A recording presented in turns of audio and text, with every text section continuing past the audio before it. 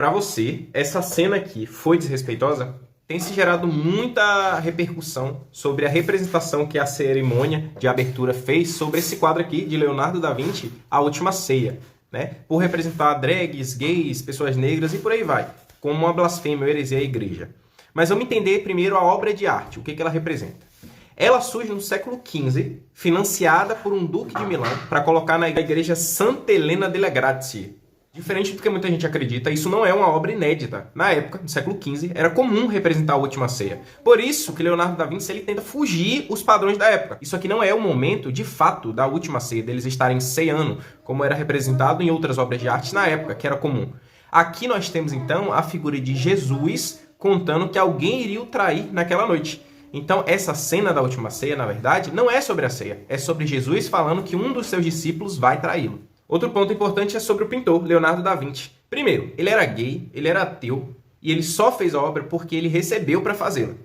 Isso era muito comum na época. Então, assim, mesmo que ele não acreditasse no que ele estava pintando, ele estava recebendo. Ele é um trabalhador, ele é um artista. E ele vai ser perseguido pela igreja da época justamente por isso. Por ele ser ateu, por ele ser gay e por algumas mensagens subliminares que ele passava em suas obras de arte. Até hoje se tem alguns questionamentos sobre, por exemplo, na obra dessa Última Ceia, tem uma figura feminina, que seria Maria Madalena. Isso nunca ficou comprovado historicamente, porém hoje em dia tem um filme que tenta ir por essa narrativa, que é o Código da Vinci. A Igreja Católica proíbe esse filme, diz que é uma heresia contra a fé e que católicos e cristãos não deveriam assisti-lo. Outro fato curioso sobre essa obra de arte aqui é que ela é maior do que você imagina. Ela tem cerca de 9 metros de largura e quase 5 metros de altura. Então ela é bem maior do que a gente imagina. Então a gente vai começando a entender qual foi o paralelo que a Olimpíada, que a França buscou fazer com essa representação. Primeiro, isso aqui é uma representação direta, é uma alusão à Última Ceia.